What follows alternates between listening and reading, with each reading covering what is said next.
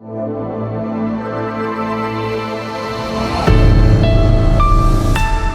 everyone to our show 2030 का Bharat. In our show, we mainly talk about the 3 pointers which are given to India, like about sustainable development goals. So we are focusing on 3 goals, that is no poverty, no hunger, and quality education. And to talk about these goals, today we have with us Ricky Andrew. He is an Indian politician, member of 18th Lok Sabha representing the Shillong constituency. He's from Voice of the People Party. Really welcome you, sir, and thank you for providing Thank your you. valuable time here. Okay, so my first question to you is, where do you see Shillong in 2030? Well, I see Shillong as being restored as one of the educational hub of the Northeast. Yeah. Provided the governments of the day take a very decisive decision. Yeah. And ensuring that whatever glory, the past glory that Shillong, had in terms of education, regains its glory. And Yeah. all is possible, provided you are focused, you have a vision, so that is what I see. But it has to Okay. start. It has to start today. Correct. Yes. Yeah. Okay, so one more question is rising in my mind that I have seen one report of Niti Aayog, and according to Niti Aayog, Bihar, Jharkhand, and Meghalaya remains the state with highest number of poor people. So, how will you work on this? Yes. So, well, it's very true and it's very unfortunate. Meghalaya is one of the, one of the 10 states, small 10 states in the country. Yeah. And when you look at Meghalaya in terms of its factor endowments, it is a state which is sitting on top of wealth. Yeah. Okay, it's mineral resources or natural resources, even for that matter, human resource. So what it is, like I said, it is unfortunate that we are considered to be one of the poorest states, but I think that is a wake-up call for, for the political leadership to see what is wrong. I mean, it is impossible that, when you sit on top of wealth, but yet you are poor. So something is terribly wrong. And for me, I would say one of the major factor is that, of course, corruption is one of the major factor, and the slack on the part of the government of the day, and also it calls for the people of our state to rise up, and we have gone right down. So there's no other way but to rise up. So I see hope in that. Yeah. Okay, so we are just moving ahead, and I'll be talking about law and order over there. Like I have heard few, uh, like I have heard in news channels, and I have also read papers about that. There is I mean, no rules and regulations about law and order. I think one leader of some party or some I mean, he was the leader, and he was brutally killed over there. And No. no, But you're talking about those SDG, you're coming now to law and order. no, I'm talking about law and order. That how will you just manage all these? You have a responsibility on your like shoulder, so you have to manage all these. Like I'm talking about that. See, we are not in power, so I think that question would be best suited to the, to the party and to the government which is in power. Yes. I Yes. understand that. I understand that. But what do you say about that? If like I'm talking about you, that if you will have to manage all these, then what rules No, you will impose and all? you see, when you're talking about law and order, well, it is not what what the media people say about Meghalaya. Meghalaya is still Hmm. one of the most peaceful states in the country, Hmm. Hmm. except for stray incident. And Hmm. this is happening everywhere. In fact, I'm in Delhi right now, and such incident goes unreported. Many which are even worse than what is happening in the state. Hmm. So there's no doubt, yes, for any development, there has to be, peace and Hmm. tranquility must be there. But then, of Yeah. course, Meghalaya is not, is not bad at all in terms of law and order. Yeah, of Yeah, course, it's a beautiful place. It's a beautiful place. I it mean, is. tourists are like always there, always there. I mean, I think 12 months tourists are there. So it's a Yes, very yes. beautiful place, but the thing is, it's about the rules and regulations, and sometimes it happens. Okay, you are correct. Then I'm moving to the situations of school in Shillong, particularly. Mm, What do you think that is there any need to just enhance the situations of school over there, or the no, schools are right at their place? the schools are there, and in fact, like I said from the beginning, Meghalaya is used to be the educational hub of the Hmm. Northeast, and in fact, rather for the eastern part of the country. And Hmm. so we have a very strong foundation. It Okay. is simply what is required immediately is to revamp the whole education system, to Hmm. to come up with a policy which is futuristic. Hmm. And when we talk about school, and it requires a total revamping, right from from the primary to the lower primary, upper primary, and so on and so forth, Yeah. Hmm. and uh, and also to stop commercializing of Hmm. education. But once you Correct. start commercializing, then you have all these players, who don't care about education. All they Yeah. care is, to make money out of education, and for Hmm. which it is a sector where a lot of people have used that sector to make money, but not to build, to build a future for the people. So, and it requires a concerted effort on the part of all, Hmm. all stakeholders to ensure Yeah. that education is Sir, not, yeah, definitely, sir, is I not being completely commercialized. Yes. yes, sir. I completely agree with you that commercialization should be stopped, and then after only we will able to give quality education to the students. But as you said that Meghalaya has a strong foundation of education and known as the education hub in northeastern area. But if we talk about the school education or schools, there is an issue. I have read in some reports also that the attendance level of teachers and students as well, both are very low, around 40%, even less than 40%. So what are the issues? If it is known as the education hub, then why the attendance level is very low? You see, that is the issue which I said, where it requires a concerted effort of one and all, starting Hmm. from, let's say, from the governments, Hmm. then the various private stakeholders, Hmm. to be serious when it comes to education. I mean, Yeah. that I mean, they should mean business in what they're doing, and ensuring that, the uh, infrastructure is in properly in place. Hmm. Teachers are there maintaining whatever the ratio that is required. And so all Hmm. that is required, not just, for example, setting up school, but then with no infrastructure, or even when Hmm. you have infrastructure, as in the case of some government school, where they Hmm. have the infrastructure, but because of, the lack of, for example, I remember Hmm. in one of the government school where there are Hmm. more teachers than students, Hmm. whereas in a private school there are more students than teachers.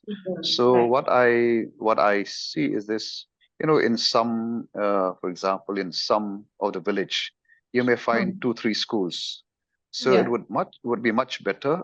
A solution would be to club all these schools together, and so that to ensure it's that it runs effectively and efficiently, and making full use of whatever the resource that they have.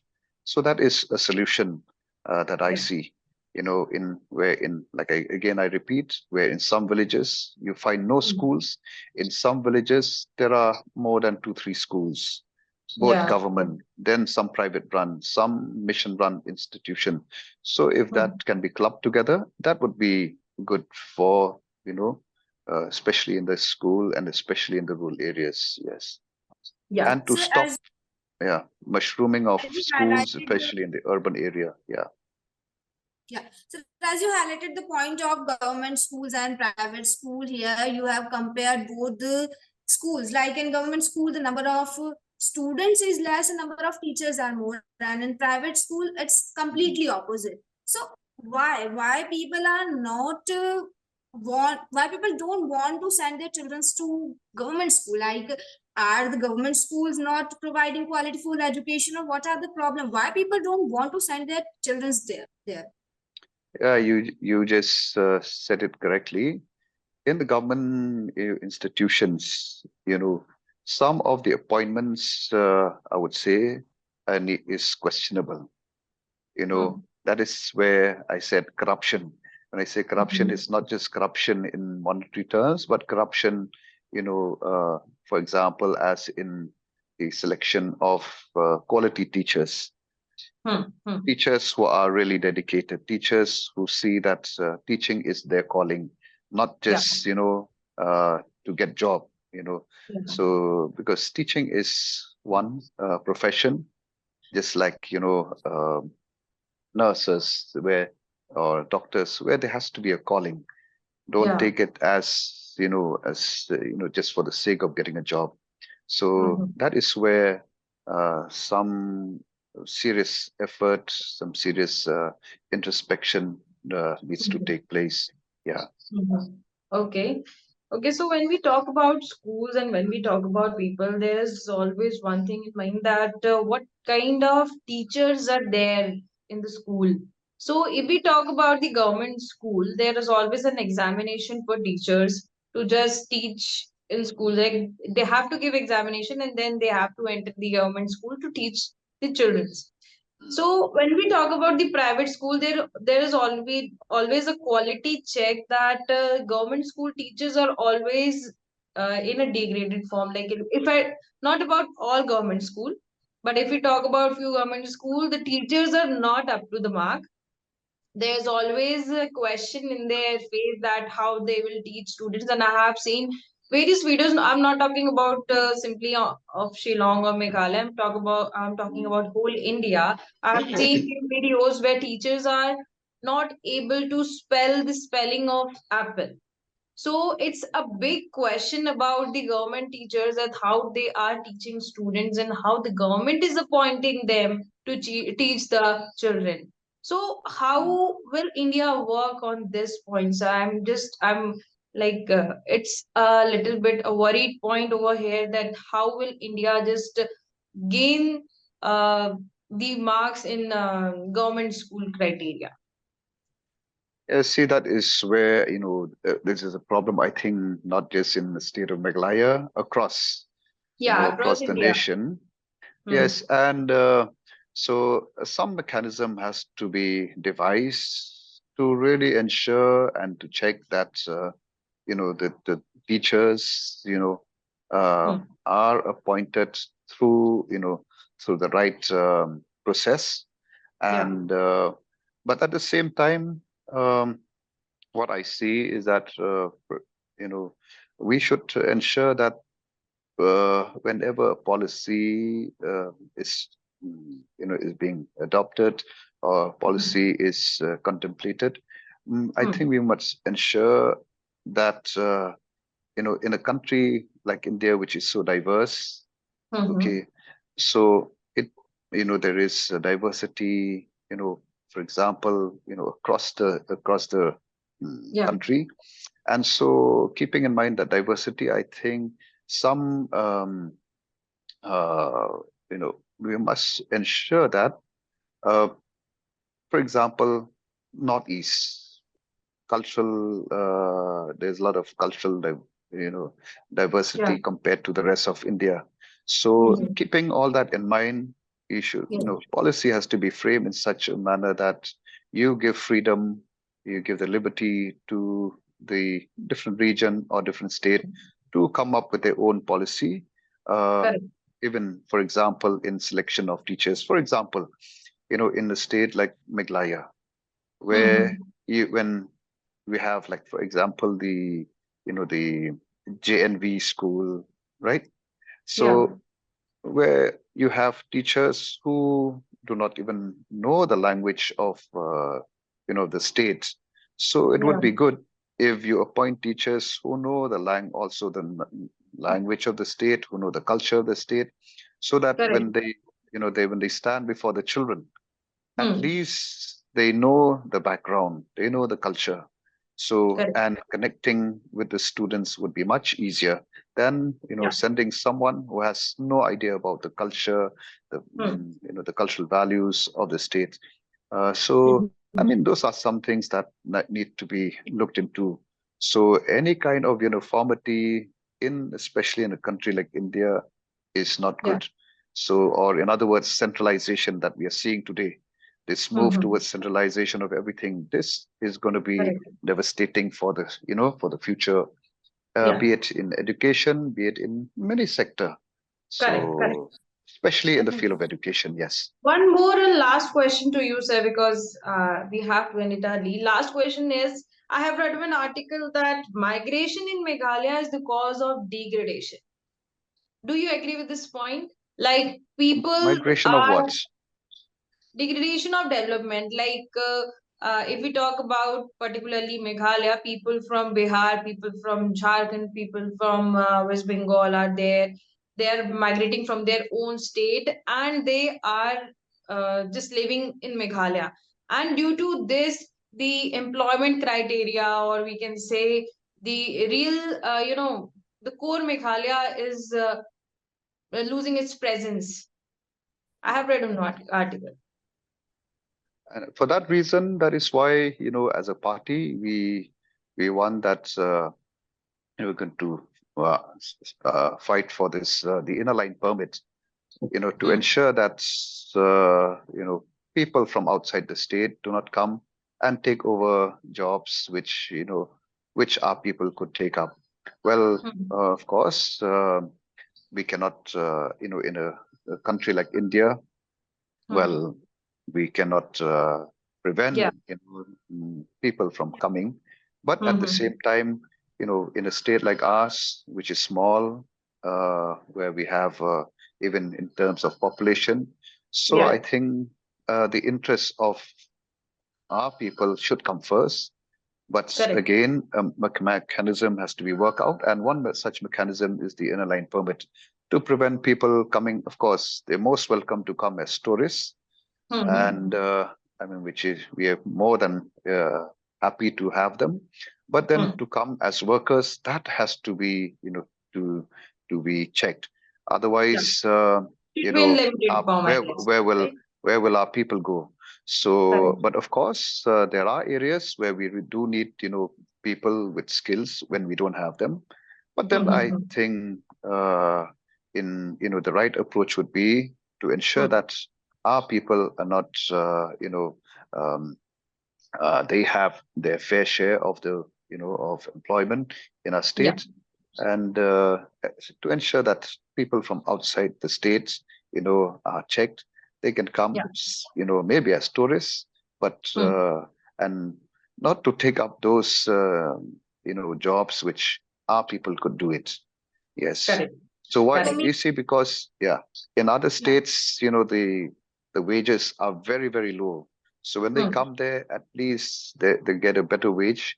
Yeah. So that is why. So they really put our people in the back foot, and that Hmm. has to be, has to be stopped. that Okay, sir. means Thank you so much. You spoke very well about the sustainable development goals, and you did spoke very well about the Shillong and Meghalaya, that how the state will get developed.